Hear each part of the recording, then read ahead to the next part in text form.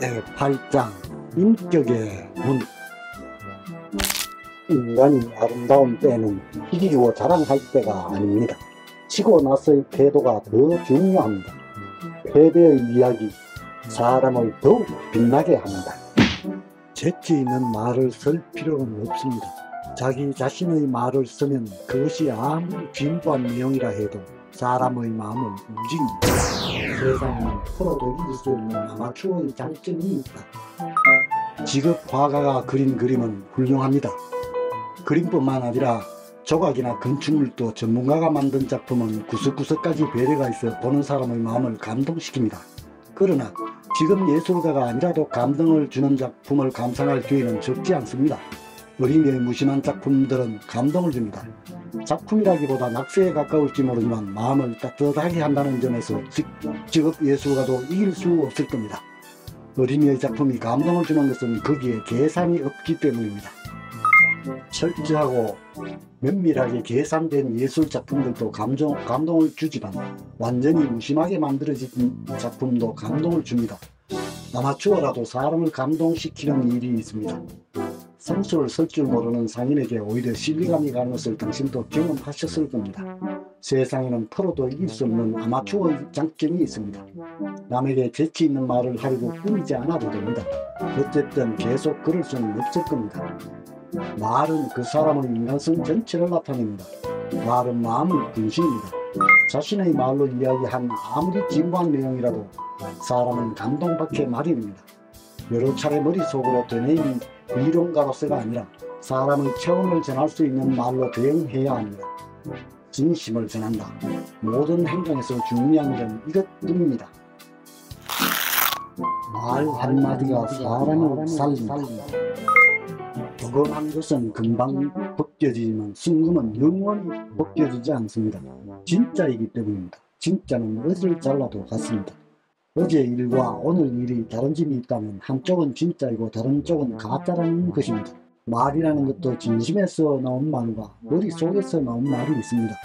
말 한마디가 사람을 살린다고 하지만 사람을 감동시키고 공감시키는 말, 절망한 사람의 마음에 덩굴이 되는 말, 삶의 의욕을 불러일으키는 말, 이런 말들은 모두 머리로 여러 번 생각해낸 말은 아닙니다.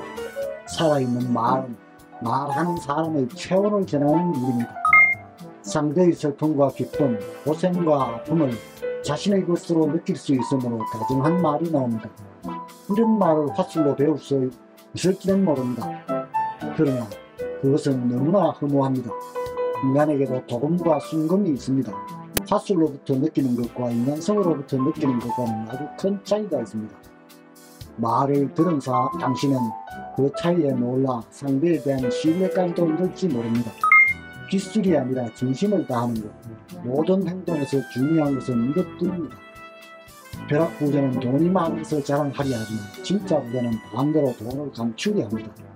품격은 돈을 버는 방법에서가 아니라 돈을 쓰는 방법에서 나타납니다. 교육 배경이나 가정교육은 인격을 형성하는 데 중요한 요소이다. 사람 되면 어떤 행동을 보면 단번에 알 수 있습니다. 예를 들면 자기보다 지위가 낮은 사람 혹은 반대로 지위가 훨씬 높은 사람을 대할 때의 태도입니다. 전자에게는 오만한 태도, 후자에게는 비굴한 태도. 이렇다면 인격이 없는 것은 한눈에 알 수 있습니다. 윗사람이나 아랫사람을 대할 때 태도가 변하지 않는 사람이 있습니다. 누구에게나 오만한 태도로 대하는 사람은 교만한 사람입니다. 어떤 주위의 사람에게나 어느 정도 예의 있게 행동하는 사람이야말로 인격자입니다. 교육 배경이나 가정교육은 인격을 형성하는 데 중요한 요소입니다. 따라서 인격이 하루아침에 이루어지는 것은 아닙니다. 인격은 어려서부터 몇 번씩이나 반복해 훈련을 받아 세포 하나하나에 스며든 성분과 같습니다. 인격은 순금입니다. 인격은 돈을 모으는 방법이나 버는 방법에서 나타나는 것이 아니라 쓰는 방법에서 나타납니다. 저금한다는 것은 극히 개인적인 일입니다. 버는 일은 회사 관계 범위의 일이겠죠. 하지만 돈을 쓰는 일은 사회적인 행위입니다. 기부나 투자, 행위 등 돈은 천하를 도는 것이므로 쓰면 쓸수록 사회적 가치는 늘어납니다. 벼락부자는 돈이 많은 것을 자랑하려 합니다. 평소 가진 것이 없었기 때문에 남에게 보여주고 싶어 견딜 수가 없습니다. 자신이 갖고 싶은 것은 남도 갖고 싶어 한다고 단순히 생각하기 때문입니다. 그러나 진짜 원래는 돈을 감추려 합니다. 그 결과가 어떤지 과거에 배웠기 때문입니다. 인간이 아름다울 때에는 이기고 자랑할 때가 아닙니다. 지고 나서의 태도가 더 중요합니다. 패배의 이야기 사람을 더욱 빛나게 합니다. 패배는 다음 도전을 위한 기회. 시합에서 의미하고 찬사를 한몸에 받는 챔피언은 누구에게나 빛나고 있습니다. 인생에 있어서 기구한 영화를 얻은 순간입니다. 아무도 서둘러 퇴장하는 패자를 따라가려 하지 않습니다. 지금은 이겨 찬사를 갖고 있는 챔피언도 언젠가는 질 것입니다.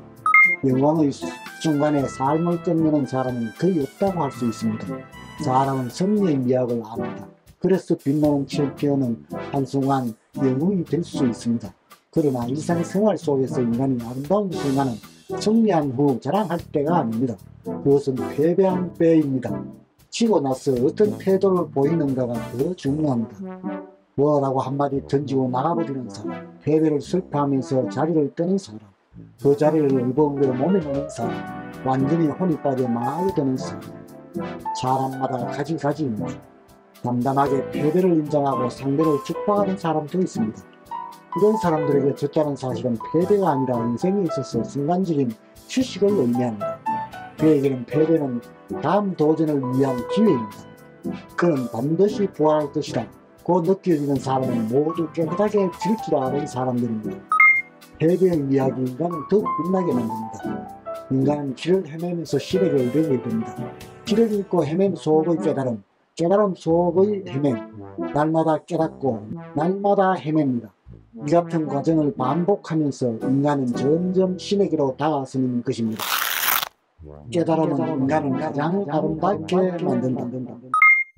깨닫는다는 것이 특별히 큰 일은 아닙니다. 알게 된다는 것입니다.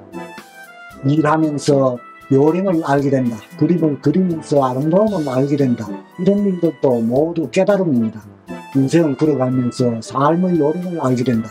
인간의 본질을 알게 된다. 이것도 깨달음입니다. 인간은 깨달음 속에서 영원히 살 수 있는 것은 아닙니다. 사람은 순간순간 길 잃으면 깨달음이기도 하고 깨달음은 길 잃음이 될 수 있는 삶을 살아가고 있습니다. 또한 깨달음에는 큰 깨달음과 작은 깨달음 등 여러 가지가 있습니다.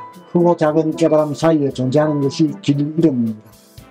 잠자지 않으면 깨는 일은 없습니다. 마찬가지로 헤맬 때는 마음이 잠을 자는 시간입니다. 마음을 잠에서 깨는 것이 깨달음입니다. 헤매임이 있어야 깨달음이 있고 깨달음이 있어야 헤매임도 있습니다. 사람이 깨닫는다고 목석이 되지는 않습니다. 깨달음은 인간을 가장 아름답게 만듭니다. 깨달음은 인간이 자연으로부터 가장 잘 훈련받는 것입니다. 슬플 때는 슬퍼한다. 기쁠 때는 기뻐한다. 화날 때는 화를 낸다. 걱정이 있으면 걱정하는 것이 자연스러운 삶입니다. 함부로 깨달은 척 할 필요는 없습니다. 다만 고집을 부리지 말아야 합니다. 고집을 부리는 것이 바로 헤매는 일입니다. 자신을 아는 일은 매우 어렵습니다. 자신의 개성, 장점, 단점을 분명히 지각하는 사람은 거의 없습니다. 누구나 남에겐 관심이 있지만 제일 중요한 자신에 대해서는 뜻밖의 무관심합니다. 반성은 자신을 솔직히 분석하는 일입니다. 소크라테스는 더 자신을 알라고 했습니다. 아리스토텔레스는 무지의 주의를 제시했습니다. 그만큼 자기 자신을 아는 일은 어렵습니다. 여러분 자신에 대한 스스로의 평가와 타인의 평가는 상당한 차이가 있습니다. 여러분은 회사를 위하여 열심히 일하고 있다고 생각할는지 모릅니다. 그러나 경영자가 보기에는 여러분이 좀 더 열심히 일했으면 하고 생각할 것입니다. 아마 평가의 차이는 100대 1 정도겠지요. 이 차이가 큰가 작은가는 논외로 하더라도 그만큼 자신을 알기가 어렵다는 겁니다. 자신의 개성은 물론 장점이나 단점을 확실히 자각하는 사람은 거의 없습니다.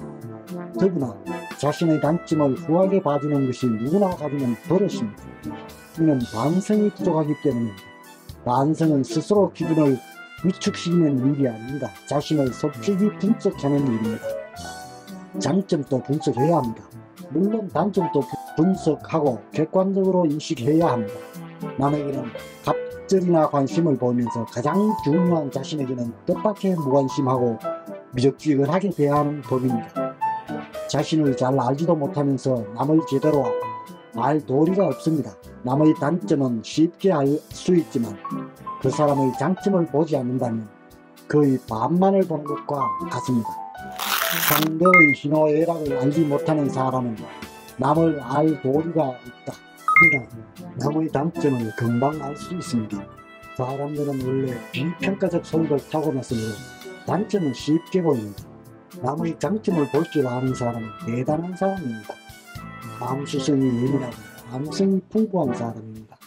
왜냐하면 그 사람의 장점이라는 것은 상대에게 관심을 갖고 찾지 않으면 점처럼 볼 수 없는 것이기 때문입니다. 장점을 본다는 것은 그 사람에 대해 관심을 많이 가지고 있다는 증거입니다. 반대로 자신은 내버려두고 남을 비판만 하는 사람들은 불행히도 남의 단점만을 보고 장점을 파악하지 못합니다. 구경하는 사람이 잘 안다고 하지만 남의 약점만 보는 사람은 인간성의 반밖에 보지 못합니다. 더구나 이런 사람은 자기 자신도 결코 파악하지 못합니다. 상대의 희노애락을 알지 못하는 사람은 남을 알 도리가 없습니다. 남의 마음을 모르기 때문에 부주의하게 뒷그린 말이나 행동으로 상대를 화나게 하거나 남의 원한을 사게 됩니다. 자신은 전혀 기억이 없는데 원한을 샀다는 사람은 실은 감수성이 원래 약한 사람입니다. 그리고 남의 단점밖에 볼 줄 모르는 사람은 사랑이 모자란 사람입니다. 정신적으로 남을 용서할 여유가 없는 것이죠. 사람은 강인한 육체와 정신만으로는 살아갈 수 없습니다. 남의 개성을 위하고 단점을 받아들이는 사랑이 없으면 아무도 협력해주지 않습니다. 건강은 바로 인격입니다. 정신의 건강과 육체의 건강을 유지하기 위해 휴식을 취하는 일은 인간에게 가장 중요한 일 중의 하나입니다. 가족에게 건강보다 더 좋은 선물은 없다. 건강은 자신의 몸에 대한 배려뿐이 아닙니다. 주기를 위한 배려입니다. 사람이므로 병도 나고 다치거나 몸이 안 좋을 때도 있겠죠. 그때 여러분의 주위 사람, 특히 여러분의 가족은 어떨까요? 틀림없이 걱정할 것입니다. 그들은 때로 여행을 취소해야 할지 모릅니다. 일을 해도 일정하지 못할 것입니다. 가족들은 여러분을 사랑하기 때문입니다. 여러분이 건강히 잘 지내면 가족들에게 이보다 더 좋은 선물은 없습니다. 선진국의 국민들 중에는 건강을 유지하기 위해 운동을 하는 사람들이 늘고 있습니다. 예를 들어 골프, 수영, 체조, 에어로빅 등이 각광을 받고 있습니다. 현대 사회는 도덕이 없는 사회, 먹는 사회가 되고 말았기 때문에 이제 식사를 제한하는 것까지 건강법의 하나로 주목받고 있습니다. 그러나 나는 선진국 국민들 10사람 중 9사람이 운동도 그만하고 쉬는 것이 중요하지 않는가 하고 생각합니다. 몸을 단련하기보다 아무 일도 안 하고 푹 쉬는 것이 필요합니다. 은퇴하고 나서 푹 쉰다고 생각하는 사람도 있겠지만 은퇴 후에는 쉬려고 하지 않아도 쉬는 일밖에 남지 않게 됩니다. 정신건강, 육체건강을 위해서는 아무것도 생각하지 말고 아무것도 하지 말고 쉬어야 합니다. 인간에게 건강을 유지하기 위해 휴식은 중요한 일입니다. 감사의 마음을 전하고 싶으면 고맙습니다라고 주위 사람들에게 말을 해보십시오. 감사는 사람에게 기쁨을 주는 에너지입니다. 타인의 친절함을 모르는 사람은 더욱 안타까운 사람입니다. 길을 가다가 꽃을 보고 아름다움을 느끼지 못하면 그 사람은 안타까운 사람입니다. 어떤 사람은 길가에 조용히 피어있는 꽃을 볼 틈도 없을지 모릅니다. 타인의 친절함을 모르는 사람은 더욱 안타까운 사람입니다. 가난한 사람은 마음을 귀중하게 여길 줄 아는데 부자는 형태가 없어서 보이지 않는다고 빈정거린다면 이보다 비참한 일은 없습니다. 옛날 어느 왕이 부처를 초대해 대접하고 그가 돌아가는 길을 등불 만개로 빛내려 했습니다. 그 소문을 들은 거지 할머니도 등 하나를 밝히고 싶었습니다. 그리고 등 하나를 위해 자신의 전 재산을 썼습니다. 다음날 왕의 등불은 모두 꺼졌는데 할머니의 등은 활활 타고 있었다고 합니다. 부처의 제자인 목련존자가 이 등불을 신통력으로 끄려고 하자 부처는 자신의 전부를 바쳐 켠 등은 꺼지지 않을 것이라고 깨우쳤습니다. 감사의 마음은 할머니의 등과 같은 것입니다. 감사의 마음을 전하기 위해 고맙습니다라고 주위 사람들에게 말합시다. 감사하는 사람은 그 말을 듣는 사람은 마음이 풍요로워집니다. 감사하다는 말 자체가 바로 에너지이기 때문입니다. 감사의 표시는 사람에게 기쁨의 에너지를 전달해줍니다. 게다가 이는 파동이기 때문에 주위로 전파됩니다. 즉 감사하는 마음은 제3자까지 이끌어 더욱 넓어지는 에너지입니다. 감사하는 마음으로 세상이 조화롭게 되는 사람들이 다른 사람을 다시 의식하게 되겠지만 그러면 싸움은 사라질 것입니다. 할 말이 없어서 침묵하는 것은 아닙니다.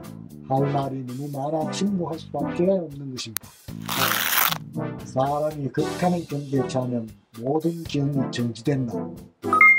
말이 없는 사람은 화제가 없어서 그런 것이 아니라 할 말이 많아서 어디서부터 말하면 좋을지 몰라 침묵하는 것입니다. 말이 많은 사람은 아무것도 말하지 않는 것과 같습니다. 그것은 자기 만족에 불과합니다. 사람의 감정이 극단에 이르면 아무것도 나오지 않게 됩니다. 슬픔이 극단에 이르면 눈물도 나오지 않습니다. 정말로 곤란할 때는 도움을 청하는 것마저 잊어버리는 법이요. 너무나 바쁠 때는 바쁘다는 평소의 입버릇도 나오지 않게 됩니다. 사람이 극한의 경지에 처하면 모든 기능이 정지됩니다. 말을 잘 못하는 사람은 감성이 둔해서가 아닙니다.